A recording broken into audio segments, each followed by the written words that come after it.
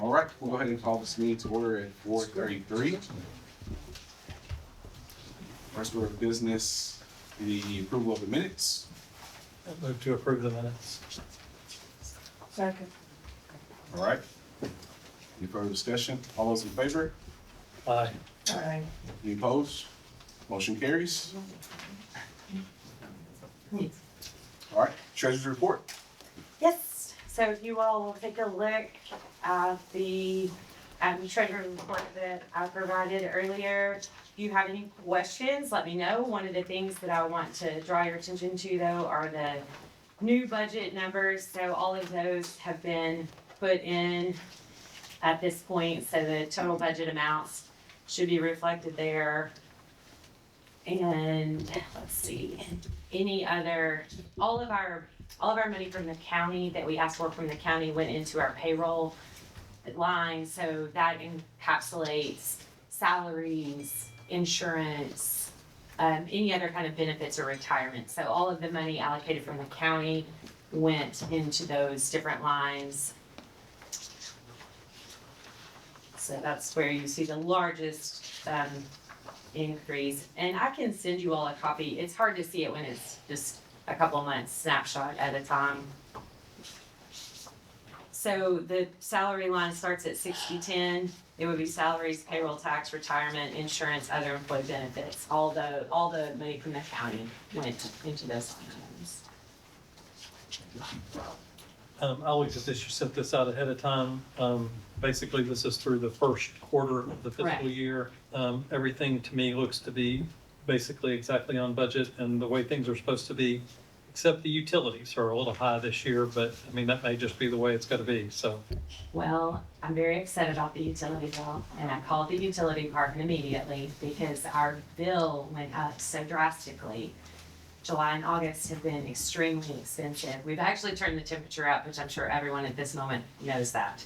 And it is because our utility bill has gone up so much. They could not find anything wrong. They just said that the amounts have gone up. I called Randy about the amount we budgeted, and he said it was okay, that if we needed to do a budget amendment later in the year, we could do that. And it's not gonna wind up being a huge total overall dollar figure, but that was the one thing that looked like it was outside of the budget line, so. You're exactly right. It is outside of the budget line. I didn't have any other questions or concerns about it. Okay. Crowd here, I'll go ahead and move to approve it so we don't spend too much time. Okay. All right. Further discussion? All right, all those in favor? Aye. All right, motion carries.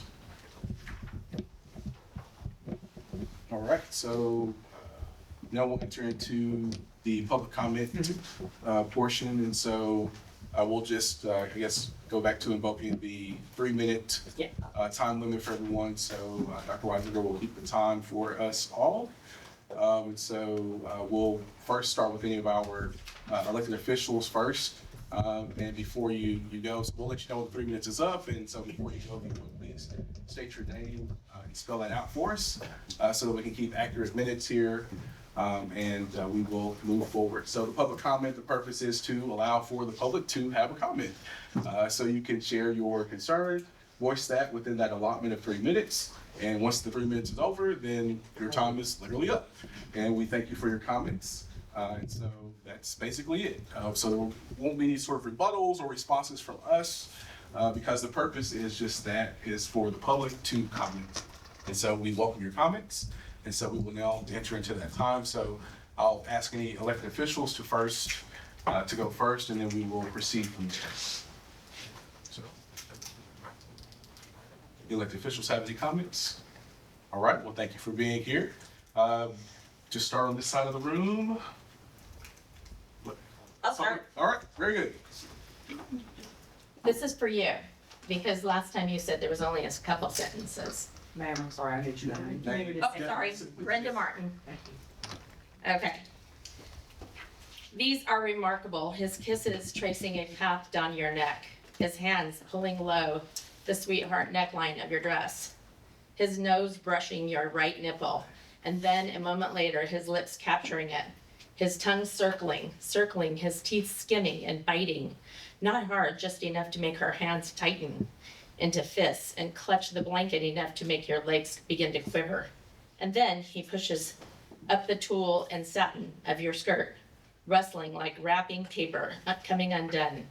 And his hands reach and find the lace panties you bought, especially for this occasion.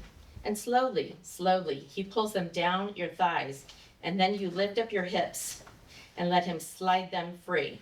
Your feet are already bare, high heels abandoned in the front seat, sat there and nothing to stop your panties from coming all the way off. Oh, how much you want this. How much you want him to put his mouth on you, right there, at the crux of you. Your combined breaths have fogged the windows of the wagon. The air is damp, your head rolls with desire, frustration. He moves, he kisses from your right thigh to your left as his fingers run up and down your legs, all the way down your toes, but they never all the way as you're arching to the center. Do you shiver from anticipation from the moment when at last his mouth finds his way to your center? At last he's found his way there. One hand on each of your thighs, his head buried between your legs. He's not teasing you, not now, not anymore. He's earnest in his desire to bring you desire. And yes, you think at his tongue and lips press into you as his fingers pull you apart. As you come undone beneath his hands, it is important and earnest if this is what earnest things brings. Yes, the smell of him, the sight of him, the feel of him, all of it familiar. But not this, the hot, firm pressure of his tongue against your center, the insistence of his hands on your thighs, the building of wonder, and the pleasure rising. Oh, that is not familiar. That is brand new. You gush. That is the word, the only word you can think of. Pure pleasure becomes much to survive. It's like a burst, like a shaken up soda can. It tickles and it burns and it ripples from your center outward. It pulses in sensations so intense you are pinned to them. And your left hand curls a fist around as his hand flails, hitting the damp, cold glass and streaking away the steam of your eyes open with pleasure's obs. Thank you. One of the other 12-year-old books that we're reading. You want to tell us which book it is? Yes, I will. Red Hood by Elena K. Arnold. She wrote Damsel also. Is that one of the books that's been challenged? I don't recall that one No. on the list. So, okay. Thank you for bringing it to our attention. Thank you.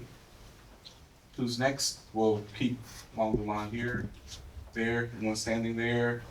Okay, we'll make our way here, front row, anyone from the front row, public comment? Okay, back row, anyone public comment?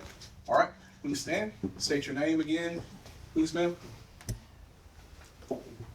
Barbara Reynolds, Reynolds. When I came into the library, I just loved seeing all the skeletons, all of the decorations that were out here for Halloween, and thinking that this was one place where people could come together and have community. I was here last week and I saw how Director Catherine managed the meeting and letting everybody talk. And it seemed like this is the place where you can get people together, where you can have discussions about issues that we disagree with. How do we learn about culture? How do we learn about things? How do we learn about anything as a community, as people, unless we are exposed to it, even exposed to this? You know, As a 12-year-old? Well, please respect. Sorry. then you can talk about it. You don't have, I don't see banning the books about it. I Nobody see- said ban, and that is exactly what I did not Or say. reshelving, whatever that means. Sector Tom. Do you know that this state is the third one in the country to ban the most books? Do you know that?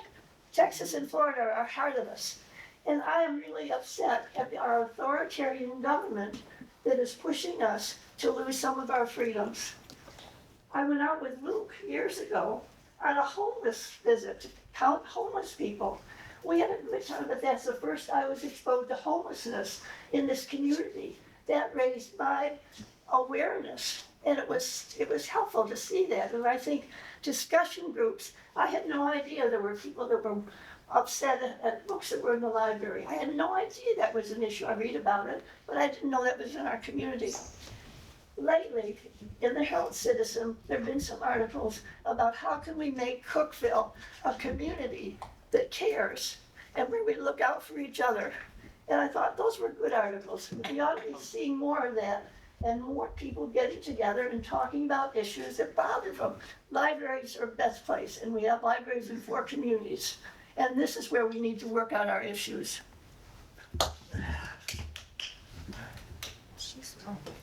All right, so there was someone else in the back row, and then we'll come back up here. So, sir, if you'll please state your name. My name is Jack Gill.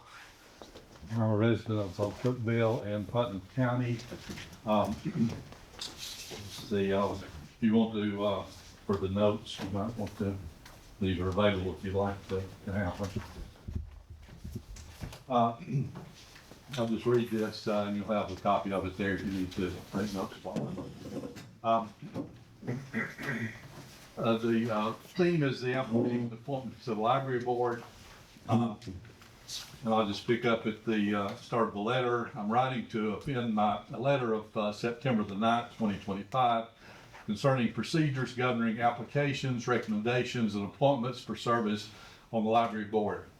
Since the September 9th board meeting, additional research has been conducted into this matter, yielding additional findings. One particularly relevant discovery involves a recent resolution that I'm aware of, adopted by the city of Cookeville to address appointments to boards and commissions. Accordingly, the September 9th letter is hereby appended with attachment D, which is in that packet, which is respectfully submitted for the board's consideration. Note, Allgood, Baxter, and Monterey may have similar policies which may contribute some additional insights, but that is not included in this packet.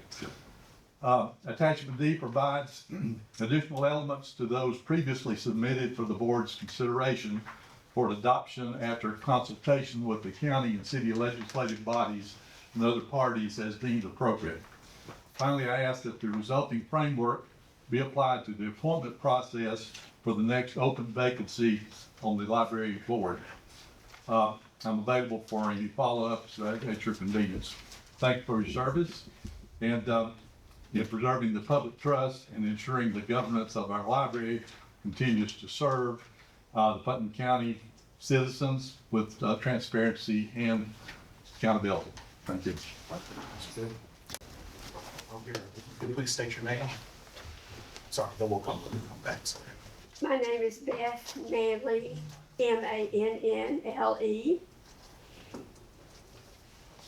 I'm curious. I just wonder how many people in this room have a library card and use the library regularly. Mr. Roser. I don't see a lot of hands going up. But yet, there are people here who are challenging what is on our shelves. So I was here last time, and I've been giving this a lot of thought because, as I said, I've brought my children here since they were born. And so I asked for copies of some of the books that were being challenged, so I could understand what the issue was. Well, 2 Grooms on a Cake, about the first gay marriage in the United States. This couple of men have been married 50 years. My shadow is pink, in which a young boy knows that his shadow should be blue, but it's pink. He goes to school, is laughed at, goes home, throws off his dress, and his dad, who's macho man, comes stomping in and said, "You put that dress back on. You are who you are. And I love you for that." And he took his son to school, with the son wearing a dress and the dad put on a skirt. That's what this book is about. Love, acceptance. Isn't that what we want our children to learn about? This one, I wish I had found this book 45 years ago. This is about my gay Christian coming of age story, about a young woman who is a very devout Christian, but also discovers that she is a lesbian. And it is her questioning her faith, her minister, the support she receives from her church and her parents. And she learns that it's okay. Folks, this is something that is with us. But what I really want to know is why there's nothing sexual in these books. Why are they being challenged? I do not understand that. I wish someone would tell me what is wrong with these books. Some of you who have spoken so very verbally about the books in our library, what's wrong with these books? There's no sex in here. Yes, please state your name, of course. Jennifer Dewar. I spoke at the last meeting referencing a Tennessee code regarding what's considered obscene. That was code 3917911. What I'd like to reference today is the Tennessee Standards for Public Libraries. This can be found on the Tennessee Secretary of State's website. And I would like to just make a quick quote from this. This is a collection development policy. Point number 4, no funds received are used to purchase, nor will the library otherwise acquire material that constitutes child pornography, is pornographic for minors, or is obscene. The aforementioned code dealt with that in terms of what the definition of obscene is, and there's no argument as far as the code is concerned about whether or not this is harmful to minors. It states so 4 times. So what is a minor? Well, in the state of Tennessee, a minor is generally defined as any person under 18 years of age. So moving books to what's called young adults for 12 to 18 is not appropriate for minors. I'd like to make mention of other code in reference, Tennessee State Code, in reference to adult bookstores. The reason why I wish to do this is to make it really clear the intent of the state and the reasoning of the state regarding these kinds of materials. Last time I had to go through and read things I wish I didn't have to. This time I'll just go ahead and cover what this particular code references. Referring to specified anatomical areas, defined as less than completely and opaquely covered human genitals, pubic region, buttock, and female breast below point immediately above top of the areola. Human male genitals in a discernibly turgid state, even if completely and opaquely covered. For the purpose of this chapter, specified sexual activities is defined as human genitals in a state of sexual stimulation or arousal, acts of human masturbation, sexual intercourse or sodomy, fondling or other erotic touching of human genitals, pubic region, buttock, or female breast. One last sentence, I beg you. These stores are not to be within 1,000 feet of any church, school, hospital, library, museum, or public playground. Thank you. Right. Yeah, okay. Please state your name. David Funk. We were here last time and we were during the meeting accused of gay bashing and hating transgender. Guys, this is about pornography. It's gay or straight. It's pornography. You can't go in a store and cook for a 12 to 17-year-old and buy beer or cigarettes or pornography. But yet you can come to the public library and check pornography out. We are baiting children. And what's wrong with those books? If you don't believe in God, you don't, and I'm not saying you don't, but if you don't believe in God, there's nothing wrong with those books. But the Bible specifically says that is wrong. A pastor came last time and people in here openly mocked him. A pastor at our library, and they mocked him for reading out of the Bible. That's what we've come to here, guys.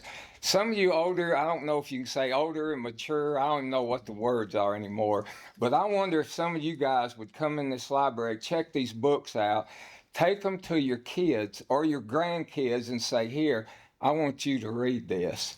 If you do, that's what's wrong. So guys, it all comes down to pornography. Now, understand the director said she wasn't here when a lot of this stuff was introduced into the library, but some of the board members were. So you guys that were on the board at the time, and it's been here that whole time, you either didn't know it or you don't care. Somebody said, we keep appointing the same people to the board, or we don't even know what the terms are. Some people, 7, 8 years on the board? We need new people. There are people wanting to serve on the board. We need to change the mentality. We're not banning, we don't want to ban any books. We don't want to ban books. Put them in a section where a kid can't pick it up or a kid can't get it online. Leave your books in here if that's what you want. We don't care. We're not banning books. Get it out of the hands of children. 12 to 17-year-olds. We had a book that said Gay BC. And it was on the shelf right beside the desk in Baxter, right there. And you look it up, and you know what it says, who it's for? 2+-year-olds. 2+. Is that not grooming? Are we not grooming our kids when you put a book that's for 2-year-olds? I mean, and we keep saying, oh, it's the parents. Let the parents do it. Let the parents. It's up to them. If a kid can come in this library and check out a book, or he can get it online without a parent involved, I don't need a library card to know what pornography is. What's the old joke when they talk about pornography? I think everybody knows what pornography is. Sir.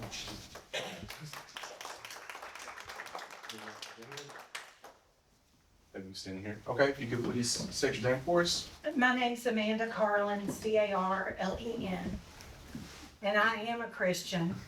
And I've known a lot of the people in this room my whole life. And I am not a great parent because although we have library cards, we weren't here very often. And right now I have a 16-year-old who doesn't love to read. I do love to read. I will let her read whatever she wants to read, and I'll read it with her.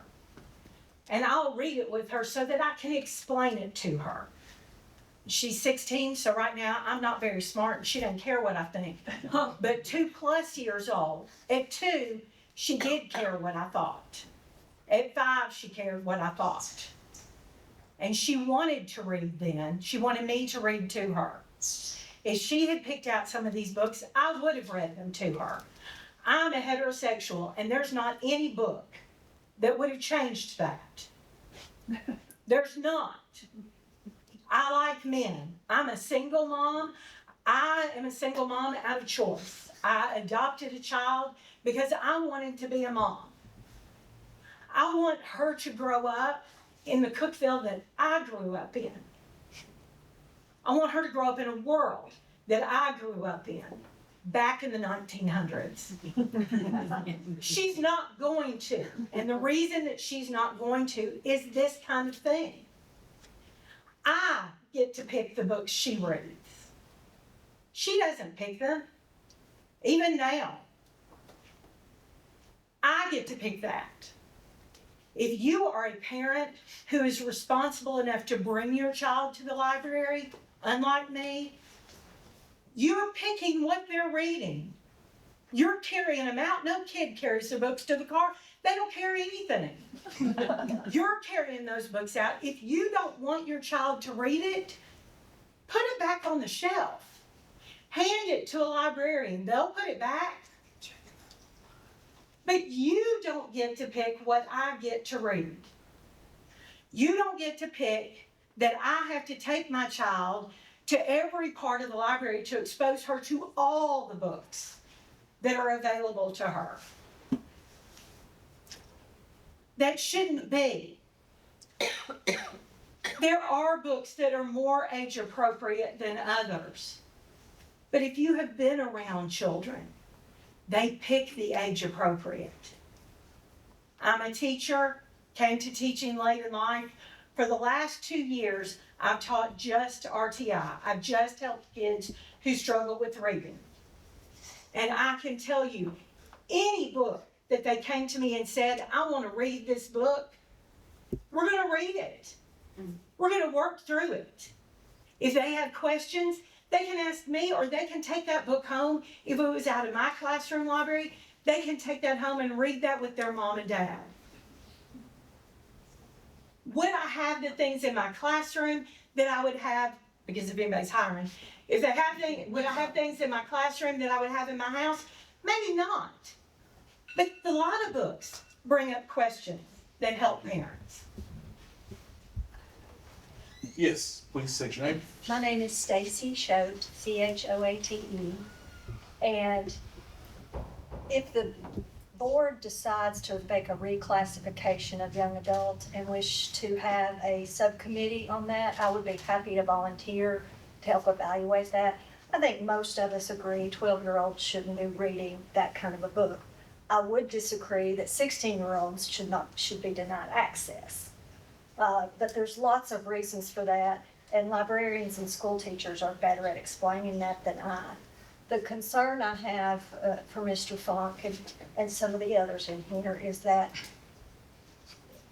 the little book about the little boy liking his pink tutu, that is not sexual. It's about a person's identity. And if you ask any kindergarten teacher, they can tell you when a child's in kindergarten if they're going to grow up and be something different than their own mommy and daddy. So I don't feel like the public in general should have a right to take Pride Puppies away from my child, because I consider that a beautiful book that talks about autistic children. Yes, probably some men who wear dresses. And while I might think those men don't look very good in dresses, I still want my child to understand how to relate to those people. And that's the balance this board has to make. And as for the definitions of obscenity, Mr. Rader can tell us better than anyone the challenges that the U.S. Supreme Court and the Tennessee Supreme Court has regarding those. Because I don't think that's pornography that you read, but it's certainly sensual. And we need to watch where we put things. So that's all I have to say. Thank you. Yes. So, I know you said elected official go first, but I wanted to hear everybody. Luke Eldridge. First off, I want to start off by saying Catherine has done a tremendous job at working with me and some others, so I appreciate that. I'll say that all the time. Catherine has been very great to work with. We're working on some stuff right now, and hopefully we see some fruit out of that. But the other thing, so to answer some questions, why those books? Well, those were the books that were brought to me. That's why. Catherine has went through most of those books. She is responding back to me via email, and I know people are interested in the emails, but Catherine has responded to that. Some books have been moved because, like you just said, they need to be. Some books haven't. And that's why I said at the last meeting, I'm not trying to ban books. I wanted to bring awareness so people see what's here then you get to decide whether or not you want to come. You get to decide whether or not you stand beside your child while your child is looking at books. Now, I have a psychology degree, and I understand the mind of a young child. I understand that what those books are showing children, and I understand that the mindset of a child. When my little girl is 8, she's dressing up in different things right now. She not in boy stuff, but she's dressing up and just her mind's going everywhere. She wants to be this. She wants to be that. She wants to be this. She's going to ride a horse. But with those books and young children, their minds are at a place and they're engaging in a lot of things. So those books, any book will help direct the child. Now, the brain changes when you're 13. There's only one thing you're really concerned about at 13, 14, 15, when puberty sets in. And those books, the sexual ones, lend to that and the experimentation that some kids unfortunately want to get into. So that's why I say, hey, can we just look at these books? Can we see where they need to go? Some need to be in the adult section. Again, if 50 Shades of Grey would have been in there, me and Catherine would have been having a conversation about 50 Shades of Grey. There's one book that hasn't been mentioned that wasn't brought up, and it's called Let's Talk About It. That book was nothing about LGBTQ. The book she read was a boy and a girl. So this is not an attack on anything other than how Mr. Funk had said it. This is just, hey, these books are there. Let's Talk About It shows you how to take photos and get online and do certain things with it at a young age. I don't think any of our people, any of us would want our kids sharing certain places online. We're doing a whole thing in this community about restoring childhood and the dangers of social media. Well, that's photo taking. Books and the brain work the same way. You read it, you visualize, you get into it. That's why I just want to bring awareness. If she moves them, she moves them. If she doesn't, she doesn't. But we have awareness, and I'm glad to see on both sides, because this should be a place we should talk about things. So I just wanted to address, that's the reason those books. If you would bring a book to me that you said last time somebody getting shot, a young boy or somebody getting shot, remember you said that comment? I'd say let's move that into the adult section, or let's get that out of here for sure, because we don't need that mentality, that brain set into a young child to, maybe I should go shoot up another kid. So that is the reason behind all of this, and I appreciate everybody, and there's one time for you. Is there someone else? Yes. Please state your name for us. My name is Kelly Parkinson, Tarkison. I originally just came here tonight to be an observer and to listen. And I appreciate the lady's comments about coming here to dialogue, because really that's what I came to do tonight, was just to hear. And I've just been reading things, in the media and news, and I think it just kind of troubled me as a mom. We have a library card here, and I don't know if it expires after a certain amount of time, because we have not used it in a long, long time. So I just wanted to bring this up.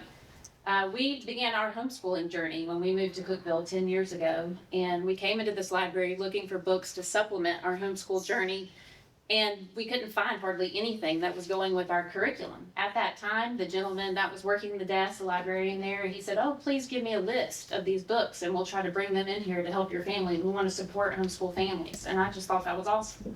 So I brought the list, and I really didn't see anything getting added. So since that time, my family has decreased coming to the library, and our shelves at home have been filled and filled, probably hundreds of dollars, maybe if not thousands of dollars of books. So I think just for me as a mom, and we do have a large homeschool community.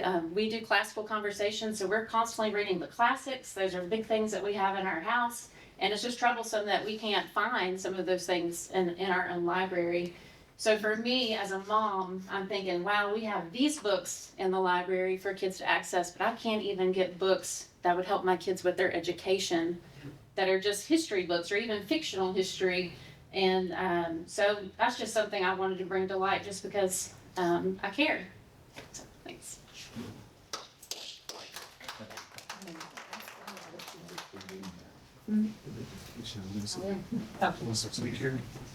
Yeah, I'm Bobby Quintana, and I just want to say, I'm retired now, but I used to be a school bus driver here in Putnam County, and children, let's put it this way, children and young adults and whatnot, they get exposed to life. You can't put life in the adult section only. It's every child, young, old, whatnot, gets exposed to reality. And then when they get exposed to reality, if it doesn't fit what they were kind of cultured into at home, you know, they're gonna wanna know, who can they go to kind of straighten this out? Is this really way out of line? If they can't come, most of the time, they can't come to their parents because they kind of already know what's forbidden to even know that they saw such a thing. So it would be good if they could come to their parents because they felt they're, like my parents said, you know, you can bring anything at all to me, tell me about it. And then they could kind of straighten it out for me. Yeah, it's not necessarily approved, but blah, blah, blah. And you get an understanding, and then you're going to talk about it with your other 12-year-old friend and argue about it. But eventually, you know, if you're at home, if honesty is a thing, and, you know, good character and everything, you'll get it worked out about what you see. And I think that, for instance, there's some resistance to what goes on PBS, Sesame Street and whatnot. And I'm 88. When I was growing up, we didn't have things on PBS talking about that there were even people of different color, other ethnic groups. It seemed, you know, they didn't have that. You didn't have All in the Family and whatnot. And then suddenly being exposed to some of that, and in a natural way, you know, that, hey, this is the way life is. You know, you had Archie Bunker, what? You're gonna get into my look like this? Or, but then he would get educated by his son-in-law and everything. And that's what I'm saying is, hiding things and suppressing things doesn't build intelligence. Society doesn't advance, culture doesn't advance.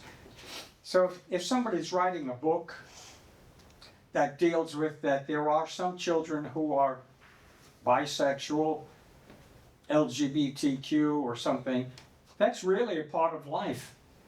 And I had a cousin who was the same age as me. We both grew up, 3 years old, 4 years old. He turned out to be gay. I didn't turn out to be gay, even though we played together and did everything. Thanks. My name's Patricia Fuller, Fuller. I do appreciate an opportunity for us to have dialogue. Every person in this room is a taxpayer. And one of the things that I'm concerned about is the type of books that we have in our library that we're reviewing. I think it lends to grooming. I also think that we as adults are supposed to be here to protect the minds of our children. And they're not able to handle the kind of content that I'm hearing here tonight. And the young lady that read from the book, the whole time she was reading that, I was praying, because I don't want that in my mind. And I certainly don't want to see us as adults allow that kind of thing in our library for our kids to check out. Back to what Miss Kelly Parkinson said, she's a homeschool mom and she buys her own materials. She's a taxpayer just like all of us are. She doesn't expect the taxpayers to pay for her books to educate her children, nor the books that she cannot find in this library to help add to her children's education. So I would like to see in the future, since our city council provides money for the library and our county commissioners provide money to the library, that they would have somebody serving on the board as an oversight as to what kind of books are coming into this library, because we're all taxpayers and we have a right to know what's coming into our library. And why was this not adhered to when she brought a list? None of those books were bought and brought in here for homeschool parents to teach their children. They're taxpayers. So that's my major concern, is we need a little bit more oversight about what's coming into our library.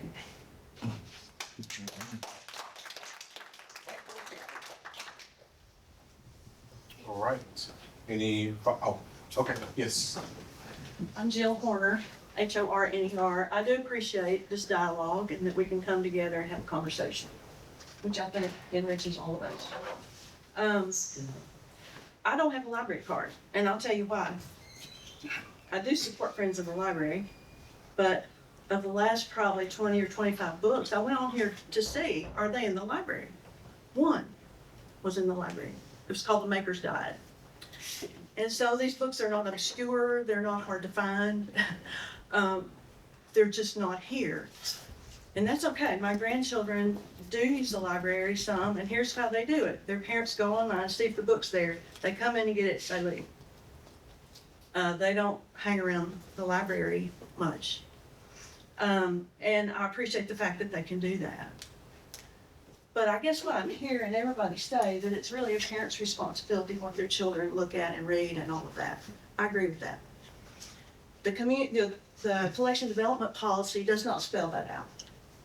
Other than, the only thing it says is that there is some effort by the librarians to screen what comes in and put it in age-appropriate categories. I appreciate that.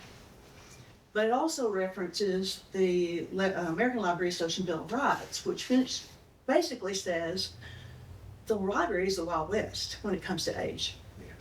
That children have access pretty much to anything. And it is the parent, and the parent or the guardian or the grandparent or the parent's designee is the only thing that stands in the way. That surprised me, y'all. That surprised me, having lived here my whole life. I had no idea that book would be in that section. No idea. Blown away. So I think a lot of us who are here that have questioned that, how did that happen? That's our question. How did that happen? And is it routine? Is this a policy that reflects the American Library Association, which is in Chicago, not Putnam County? And what are our community standards? And I appreciate everybody's viewpoint that's in here. We don't all agree, and that's okay. That'll never happen, probably. But at the same time, I do believe in transparency. I believe parents need to know. Accompany your children to the library. Hover over them if you have to. If they're in the young adult section, they don't want you hovering over them. So don't come. Or buy your own books, or make a way that they're going to be safe and you're going to be okay with what they find here. Thank you. Next year, can we do Charlie Brown instead of Skeleton? Mr. Funk, Instead of Skeleton. you can't speak out of turn, please, sir. Thank Charlie you. Brown. Anyone else? Public comment? I have a quick story. Oh, sure. State your name, please. Clarissa Williams, and I gave Catherine a copy of this right before the meeting. So I'm with the Highlands Insider, so I've asked her if she can just send me a note. You want me to pass it? Do you want me to give mine out? Yes. I just, okay. On September 8th, Secretary of State Trey Hargett put out a memo concerning the libraries and grant recipients for federal and state law compliance. So one of the things that I would like to know from you guys, and I'm not expecting an answer right now, but if you guys can just give me a comment, we'd like to include it in our story. So I'm just going to read this, and if I get cut off, I have a couple of copies if anybody wants one. To Library Director, RE Grant Recipient Compliance with Federal and State Law. Dear Library Director, as you know, I, as well as staff I work with at the Tennessee State Library and Archives, are believers that strong libraries are essential to strong communities. This fundamental belief is one of the reasons we are proud to provide grants for libraries to fund the purchase of new books, technology improvements, general operations, and construction, to name a few.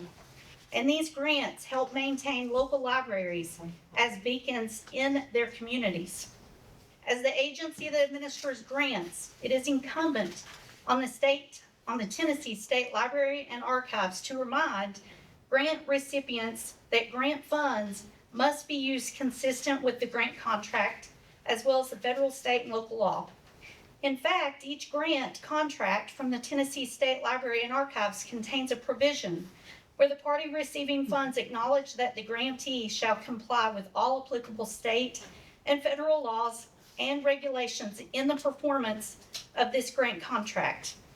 Each grant recipient must be mindful of the requirements of state and federal law, which can change. For example, on January 20th, 2025, President Trump signed an executive order entitled Defending Women from Gender Ideology Extremism and Restoring Biological Truth to the federal government. This executive order prevents federal funds, which are often present in grants from the Tennessee State Library and Archives, from being used to promote gender ideology, which the executive order defines as gender ideology replaces the biological category of sex with an ever-shifting concept of self-assessed gender identity, permitting the false claim that males can identify as and thus become women, and vice versa, and requiring all institutions of society to regard this false claim as true. Gender ideology includes the idea that there is a vast spectrum. If anyone would like to pick up and finish reading, I'll give you my letter. I'll read it. Thank you. Okay, just show me where. You need my name? Right, yes. My name? Judy Colella, Colella. Just point where before they begin to clock. In here. Okay. Okay. And as thus become women and vice versa, and requiring all institutions of society to regard this false claim as true. Gender ideology includes the idea that there is a vast spectrum of genders that are disconnected from one sex. Gender ideology is internally inconsistent in that it diminishes sex as an identifiable or useful category, but nonetheless maintains that it is possible for a person to be born in the wrong sex body. Is that right? Okay. Oh gee, I hope this is the right. That's it. That's it? New laws? Yep. That's it? Oh, this is it? That's it. New laws also emerge at the state level. This doesn't sound like it's flowing. For example, Public Chapter 458, known as the Dismantling DEI Departments Act, was passed earlier this year. It prevents governmental entities from using discriminatory preferences to promote diversity, equity, or inclusion. Libraries receiving grant funds must comply with laws or regulations, whether they have been in place for years or have recently become effective. If you have questions about compliance with grant contracts or federal or state law, I encourage you to contact your county attorney. Thank you, blah, blah, blah. Trey Parker, Secretary of State.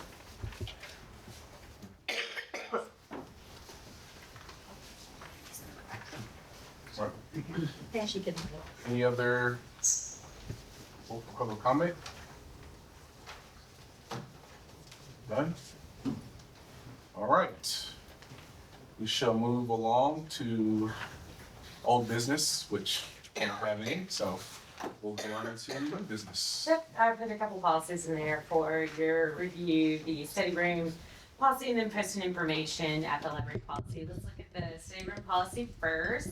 And I don't see any changes that need to be made to this study room policy. I just wanted you all to quickly look over it and make sure you don't see anything that stands out to you. And if not, we can approve and move forward with this policy. Yeah, I took a look at that and had a note, question about maybe potentially adding like a cancellation or no-show policy in there.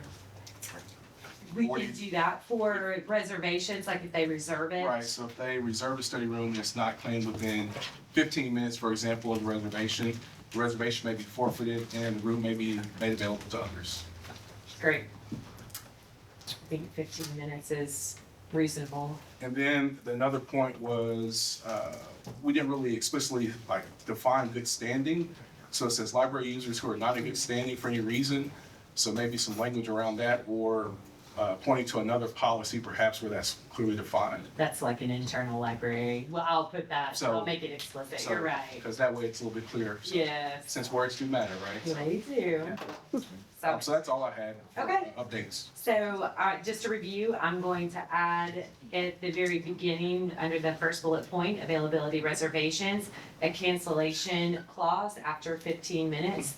And then the third to last bullet point, the good standing, I'll define good standing. And then I can either bring it back for your approval or however you'd like to proceed about. If it were just the first change, I would say just go ahead and make it. It's in good standing. We ought to review what you define that as. So why don't you bring that back to the next Okay, meeting? sure. Okay, perfect. And then moving on to the next policy, this is the posting information. Policy for posting information at the library. This is a policy you, believe it or not, is used every single day. And we have a lot of comments about our posting information at the library. One thing I would like to make a little more clear is that, let's see, all items, oh, it looks like all items are subject. Number 5. Yes, all items are subject to the approval. Yeah, so on that one, I had something with that. So maybe all items must be submitted Yes. or emailed, to the library director or designee for approval. And then also maybe more explicitly state the business days for review. So actually, or time, or maybe not business days, but maybe be explicit about the time frame in which to review that. Okay. Based on, I don't know what the real life, what that looks like, but it may, but I don't know, something to maybe have time to. We typically like to look at it that minute. If Okay. we can, one of the admin staff, but I can easily put, within 2 business days. Yeah, Or something of that nature. That way it's explicit and it's clear in terms of the time frame, so people will know what to expect when they read the policy. That would be great. We do have an issue. People will just put things on that board. And we don't, things that are against the policy, and so we need to be really clear that Yeah. it has to be submitted, we have to approve it first. So I think that's great. So I'll add that to number 5, must be submitted for approval. And I will add the time frame, this 48 hours. Well, I would use that as an outside maximum if it's something Yeah. that you need to take time to review. But like you said, you generally Yeah, review it right then. yeah. And let's endeavor to do that and make that part of the policy, because some of these things will be announcements for something that's happening soon. And you don't want to delay that if it's not necessary. Yeah, I just thought our time frame may be For sure. good, just to. we usually do it as soon as someone submits it, they'll get one of us to look at it and review it. And we'll continue to do that. Yeah, all right. Because you're right, they're timely, almost always. That was the main thing that I wanted to clarify. Otherwise, it's been okay, it's worked for us. Maybe for number 17, this has to do with the board, so the board can just weigh in on this. Anyone may appeal a disapproval or condition of approval of a posting to the library board of trustees when decision is final. So something may be, appeals must be submitted in writing to the library director within X amount of business days, 10, 5 business days, I don't know, whatever you think, because, you see this more frequently, so I don't know, whatever makes sense there. Okay. From any type of disapproval based on sort of historical, data related to this. So a time frame being specific within the days of disapproval. And then the library board of trustees will review or respond again within a timely fashion. And then the decision is final. Okay. I will say, usually when we find stuff or we talk to people and we show them this, They're usually okay. they're amenable, typically. But it's nice to have that, and I agree, we can give a time frame, library board of trustees. So appeals must be submitted in writing, but then we'll say 5 business days. I'm gonna look at the language Sure. that we have in our other policy. On the other policies, we have other Yes. Yeah. field policies. Let's make it Yes. consistent. Consistent there. Yes. So whatever that is, just to I'll do that. be clear as possible. Okay. Was there anything else that? Possibly a disclaimer statement maybe about the library not being responsible for the accuracy or reliability of information that's contained in the posted materials? I feel like we have something on there. Or if there's something like We that. don't indicate the library's endorsement of issues or events. So we might be good, okay. We reserve the right to remove or deny the blah, blah, blah. Yeah, I think it's okay. Then we're, okay. We good there? Okay. That's all I have. Okay. Are we okay? Can we vote on both, on this one? Or do you want me to resubmit after the changes? So the change we're talking about making is to put a time frame on the appeal and to put a time frame on the review of the material before it's posted. So we're gonna, first one's gonna be, we'll endeavor to review it immediately, but in no event, in some events, it may take up to 48 hours, something like that. Yes, and Danny, in number 5, all items are subject, instead of that, it will say all items must be approved. Must be, yes. Instead of just subject to approval, must be. Okay. I don't know if that changes So, anything. no, so make that change, make the change about the time for approval, and make the change on the appeal policy to make the timing match, such as if you had to exclude somebody from library services for a period of time, make it that same Okay. appeal time. I know there's one on that one. Yes, there's, Just to be consistent. okay. Those 3 changes, I don't know that you need to bring it back to the board, and I'd move to approve it with those changes. Based on those changes. Okay.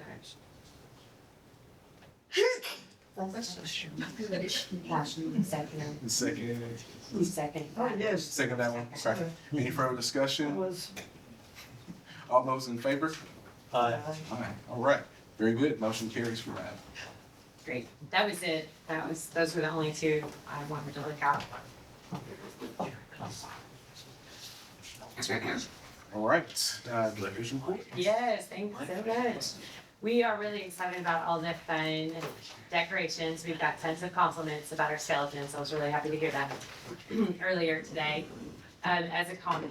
So we're excited. We've got lots of fun programs, of course, and events for kids. We have had over fall break, and we've been super duper busy. We love to see it, and we've had lots of children outside too, taking pictures of the skeletons. It's been fun. It's been great. We have, I've talked to the architect a couple of times about the expansion plans, and I'm hoping that some actual construction will take place starting around November 1. So we do anticipate some issues with parking, with our parking lot and things, and I think I mentioned last time, we're trying to go ahead and get the word out about our I saw timeline. some communications go out about that, so that's good. Yeah, we're trying to go ahead and post on social media. We have also talked to everyone who has called about our meeting rooms and study rooms, and anyone who's trying to book something, we try and let them know what the future, may hold to the best of our ability.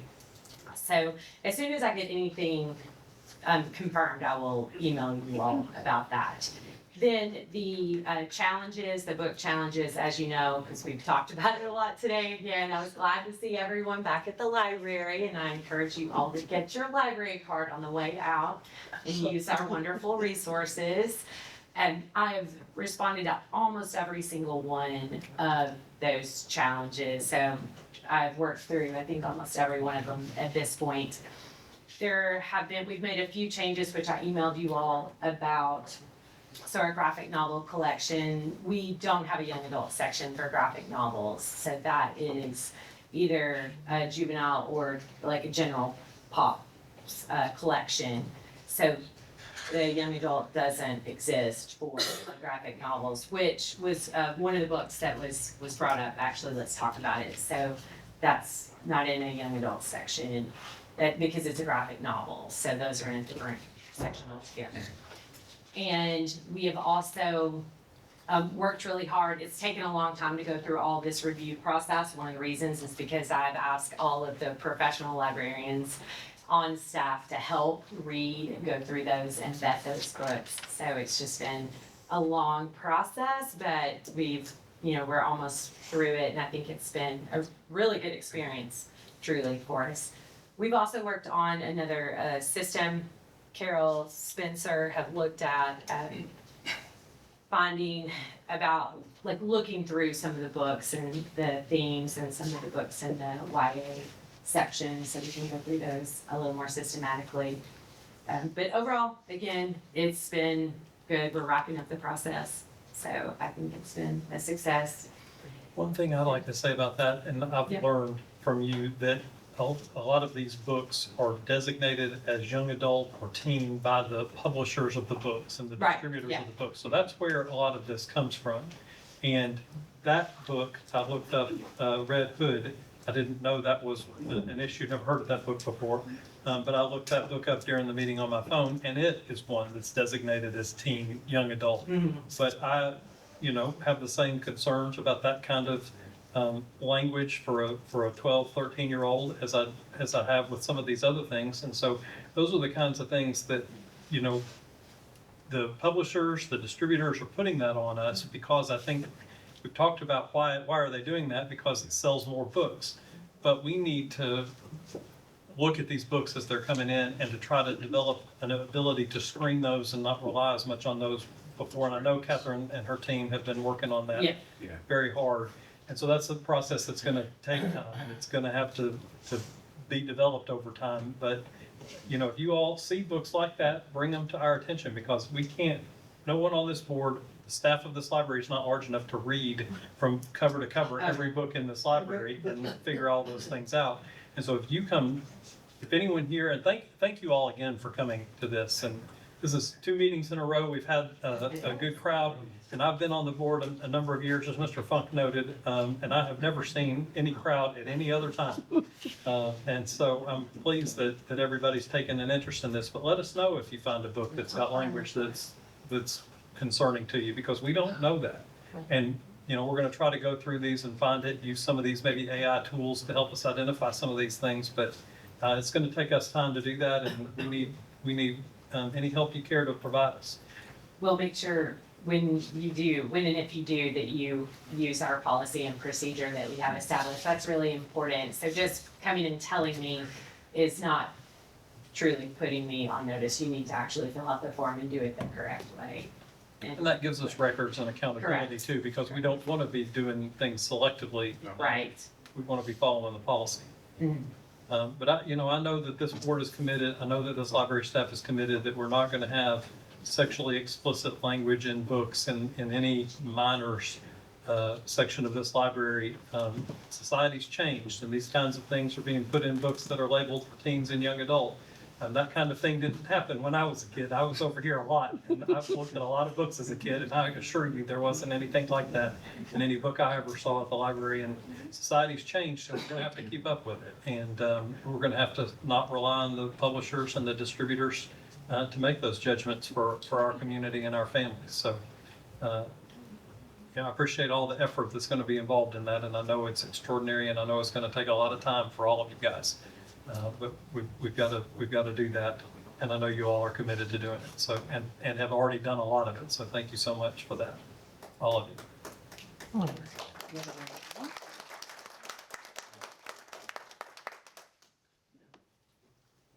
That was it. This is Andrea from All Good Library. So she's fantastic, and I know I'm putting her on the spot, but if you want to tell them a little bit about what's going on in All Good. Printed it off so I could do that. The All Good Library is doing fantastically. Yes, she has just been phenomenal and doing a great job. Thank you. Well, it's good to see you all. So in the month of September, we collaborated with the Senior Center on a Matter of Balance class. So that was kind of fall prevention. Of course, we're connected to the All Good Senior Center, so we work really closely with them. And so that was a really important collaboration, and that was a great beneficial time for our senior adults. We did a Senior Moments Bingo that was an incentive way to kind of keep them active. Thanks to Catherine's suggestion and Carol's encouragement, we have reinstated weekly story time, which was kind of going through the summer, and then it faltered a little bit, but I think we're going to pick up some regulars. I think I had 5 children, 3 adults last week, and other families are finding us. So we do have a small space, and so we'll see how that goes, but I'm encouraged. Our Anxious Generation study continues, and there's a mom walking group that meets really close, like they kind of walk in that park space next to us. So I've established contact with them, and I'm trying to kind of reach out to my neighbors that are there. So yeah, it's exciting. Got great circulation numbers too, still holding strong. All Good was always a strong service. Yes, so we're really happy, we're really excited about that. But yes, that's all I've got. Great. That's all. Yeah, circulation statistics look good, strong. October is typically one of our busiest months, and I assume it's fall break and all the kids being out of school, they all kind of, so of course the summer is the busiest, but then October is next. So we're really excited, we're encouraged, they keep increasing. I do want to compliment you all. I've had a lot of comments in the community about the decorations. Okay. And how fun it is, and I'm excited to see that for you. Good, thank you. Our friends of the library are the ones who help us fund that. They actually came today to take some photos of it, and we couldn't do anything without that group. They're great. Well, we could do stuff. We could do like fun stuff. Yes, they definitely help us out with that. So, yes, I'm glad. Matt Kirby also said he could not be here today. Okay, all right. He had another meeting. Gotcha. Did he send anything? I didn't see anything. I didn't, no, he didn't, and Okay. I should have checked it one more time before this meeting. I couldn't looked, I hear. didn't see anything additional, Okay. so, If he did, I will send it to you via email, but not that I know of. okay. Do we have anyone from the Friends? I know you said they were here earlier. We do have someone from the Friends. Rachel is here from the Friends of the Library. I mean, Rachel Boughton, treasurer here in the library. I'm actually, this is my first time coming here and really getting a perspective from people in the community, which is very valuable. So I really appreciate being here. We are happy to support the library. I've been here my whole life, came here as a kid, share very similar values that you do, or sentiment towards what's in the library. So I'm happy to be a part of the evolution of the library and keeping it protected and safe. I'm a mother. I have adult children. They like to read, go figure. And I agree a lot with the mom perspective of, they want to read what they want to read, and whether or not I have a sentiment or a value to add, it's up to them. But just wanted to say, happy to be a part of it, happy to see all the growth, happy to see all good coming up and growing. So thank you for representing and being a part of the group, because it's an honor to be here. Truly it is. Thank you. All right. Well, I guess before we close out again, thank you all for coming and sharing your comments with us. I'll say that I am a user of the library personally. My family, I have 3 children. We do homeschool as well, very similar to the classical. So a lot of what you said does resonate with me personally as well too. And so that's why we have the collection development policy, which the board, we looked at that in great detail. Multiple times. There were multiple iterations of that actually for our system here. So the board does take all this very seriously. So again, thank you all for expressing those concerns. Please do follow the process that we have laid out. That's why we have the process, so that we have a very strategic way of collecting that information and then being able to follow up on it. So thank you all again for being here. And at this time, we will, I'll take a motion to adjourn if already so moved. Second. All right.